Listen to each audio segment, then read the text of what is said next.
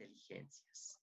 Con esta introducción, yo le doy paso, entonces, a nuestro compañero, a nuestro coach, amigo Guillermo Castro, que nos va hoy día a guiar por el sendero del cerebro izquierdo. Nos va a dar tips, nos va a dar claves, nos va a ayudar en muchos elementos que a veces nos podemos hundir sin conocimiento. Entonces, nos va a hablar desde esa parte. Además, él es un cerebro izquierdo. Entonces, ¿quién más que él para hacerlo? En él predomina su hemisferio lógico.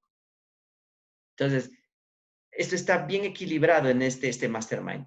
Hoy les va a hablar un hemisferio izquierdo y les va a hablar de historia, les va a hablar de cosas muy interesantes y de tips que nos va a ayudar muchísimo de cómo aplicar el hemisferio izquierdo. Mañana va a estar Diego, que ya mismo lo van a conocer, y él es un hemisferio derecho, completo hemisferio derecho. Es una persona totalmente emocional, espiritual, armónico, creativo. Es un hemisferio derecho. Y el domingo va a estar quien les habla, que yo soy más hemisferio central, es decir, más concreto, más a la acción y cada vez, tal vez antes yo no era así, antes era más derecho, pero ahora soy más central que derecho. Es decir, me gusta llegar más al punto, ¿sí? Al detalle ya rápido y luego lo emocional y después lo lógico.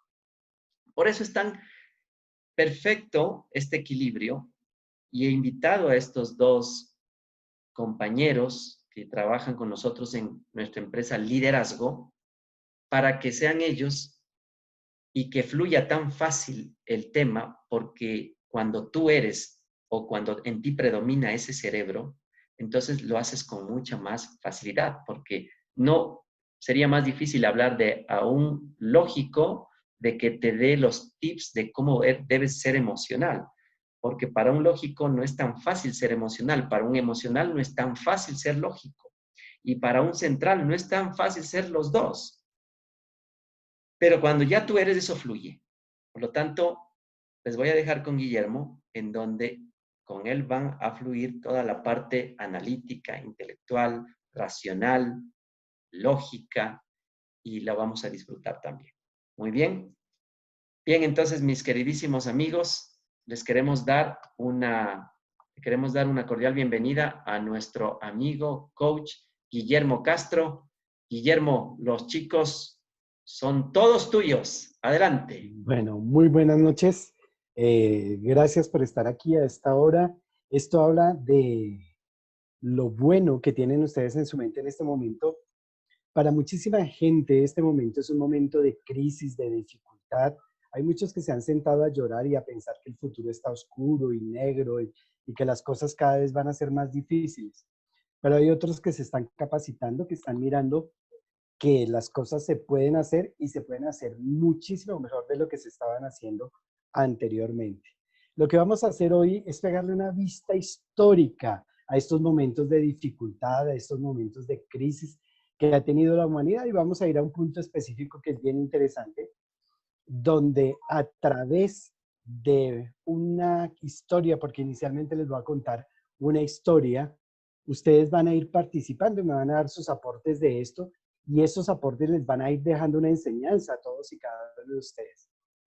Vamos a hablar, obviamente, de nuestro cerebro lógico, ¿no? Es de lo que vamos a hablar.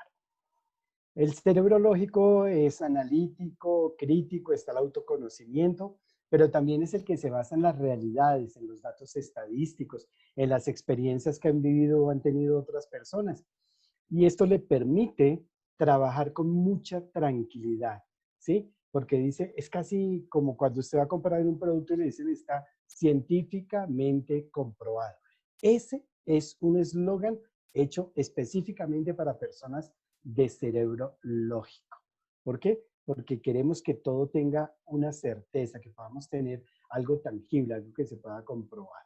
Entonces, vamos a hablar de esto de una manera interesante, de una manera un poco diferente, por decirlo de alguna cosa, ¿no?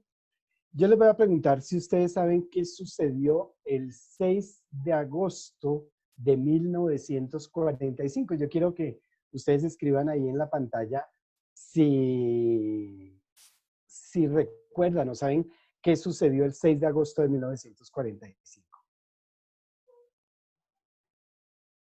Aquí en esta partecita no veo los mensajes. ¿No lo ves? Ahí le puedes Los poner en chat, mensajes. revísale abajo, si lo ves o no. No veo los mensajes. Chicos, ¿qué pasó? ¿Qué ocurrió el 6 de agosto de 1945? ¿Qué pasó? ¿Qué ocurrió? ¿Qué ocurrió? Si no sabe, ponga no sé, pero conteste algo para ir Para participando saber que están todos. ahí. Sí. A ver, ¿qué No pasó? veo, no veo la respuesta, no las veo acá, no sé por qué. Dice, no sé, no sé, Bueno, no me acuerdo, pero sé que es una fecha histórica. Ya, exactamente. El 6 de agosto de 1945 inició el final de la Segunda Guerra Mundial. ¿Sí? Inició porque ese día no terminó, terminó el 15 de agosto, pero el 6 de agosto de 1945 inició. ¿Sí? Cuando no me avanza la presentación, no sé por qué. No avanza la presentación. a ver, ahí Ahí ya, inténtale. Ya, ahí ya. ahí se asomó. Ya. El 6 de agosto de 1945, los aliados, que eran Estados Unidos, la Unión Soviética, la Gran Bretaña, Francia, lanzaron la primer bomba atómica sobre Hiroshima, en Japón. Y el 9 de agosto lanzaron la segunda bomba atómica en Nagasaki. Esto causó automáticamente en cada una de estas explosiones más de 40.000 muertos en un segundo. Esto definitivamente acabó con el Japón. En ese momento, ellos el 15 de agosto de 1945, el emperador Hirohito se rinde, firma ante los aliados que se rinde, que ya no va más, que ya no va a batallar más. Entonces se rinde y Estados Unidos, ¿sí?, lo ocupa de 1945, que fue el final de la guerra, hasta 1952. ¿Cuál fue el objetivo de ocupar a Japón? Primero que todo, desmilitarizarlo. Ese fue el objetivo, ¿sí? Y segundo, democratizarlo, porque Japón estaba bajo la influencia del bloque de la Unión Soviética y tenía cierta influencia de ir por el camino del comunismo, y los norteamericanos estaban luchando en ese momento porque eso no se expandiera. Entonces, el 6 de agosto y el 9 de agosto lanzan las dos primeras bombas atómicas o nucleares, las dos primeras y las dos únicas utilizadas en combate en la historia reciente de la humanidad. Entonces, los japoneses, ¿cómo quedan? Vamos a ver aquí el panorama. ¿Cómo quedaron los japoneses? Casi 3 millones de muertos durante el conflicto, o sea, 3 millones de japoneses muertos.